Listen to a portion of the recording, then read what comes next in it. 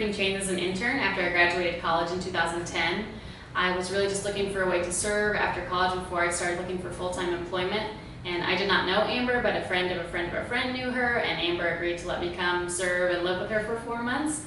And so I came for 4 months, that turned into 8 months, and eventually into a year, just because I really loved the people. I really loved the way that Amber served and the way that people responded to her love and were open to Christ through her. And I just thought it was a really cool thing that I'd never seen before, and I wanted to be a part of it. After that year, I was trying to decide if I should go home or stay in Honduras. And at that point, Amber was trying to set up a nonprofit to help facilitate things for the ministry and to be able to grow it even more. And so I felt like that was a way that I could help. So I signed on to handle the nonprofit side of things so that Amber could really dig in her feet and focus on all the things that she's really good at here in Honduras. When Courtney first came to intern with me, I wasn't sure what to think of her. She had found us on the internet and she decided to come and work with our ministry because it sounded like something she would be interested in. She was quiet and unassuming and willing to do anything that was asked of her. And I would say that's still Courtney. She's still pretty quiet and pretty unassuming, but hilarious and fun and holds all of our hearts. She has made us all feel better. She has encouraged us in so many hard times. We would be so much worse off without her. Whether it's because our kids share blood or because of all the pain and joy and life we've lived beside each other, Michael and I have become like sisters. We fight like sisters, we love like sisters, and we defend each other always. And I cannot imagine doing this life without her. From a relational standpoint, she just has a real high level of empathy and is able to relate to people and care for people and feel their needs and see their needs, but also turn that into action. I mean, especially for our education students and our teens, she really knows how to push them to meet their potential and to meet their goals. And everybody needs somebody like that in their corner. And I'm really grateful that our teens and our education students have that in Michael. I just wanted to be a part of whatever I could be a part of, because Amber's heart and Amber's spirit is contagious. So often Amber is the person that you call when something's going wrong, because she's going to drop everything that she's doing and she's going to be all in to help you solve that problem. She's going to go get you medicine, go get you food, take you to the ER. Been on the receiving end of all those, and that's just shows you who she is. She's there for you when it really counts.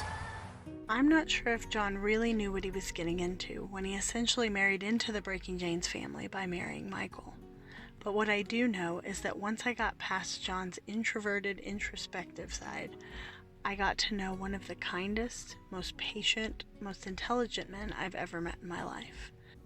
John is just also always so ready and willing to help with whatever need is present at the time or to help anyone that needs it, even if he doesn't feel like that's his lane or if he's tired or if there's a lot of other things going on.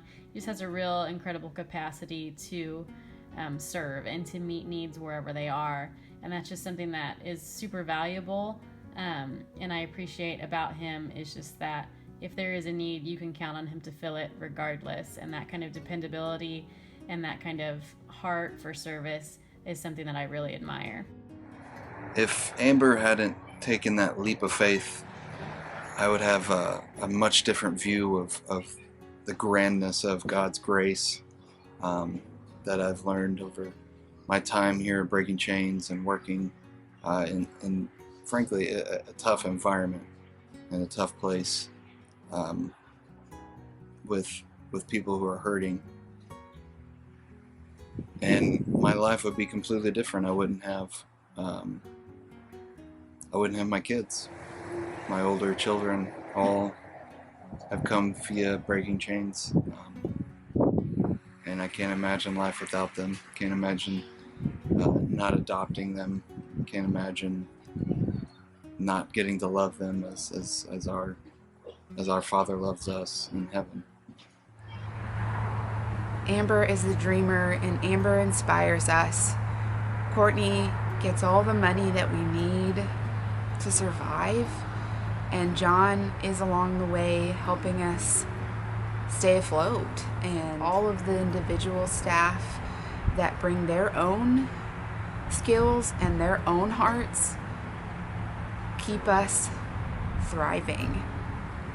We couldn't do anything that we do, and we wouldn't be able to do as much as we do if God had not blessed us with each one of our team, our leadership team, and each one of our staff. Because together, we're a family, and together, we hold each other up. Together, we inspire each other to keep going, even when we're hurting, and even when we've lost someone. We stand beside each other and say, let's keep going. And without that, I don't think any of us would still be here. This mismatched team of passionate hearts is not perfect, but it is perfectly knit together by God and the team that I prayed for. We are more than friends, and we are more than coworkers. We are family, and we've lived 1,000 lifetimes of pain and joy and triumph and failure, and I cannot wait to see what God does with our faith and with our willingness to lean on each other and take one step at a time every day following Him.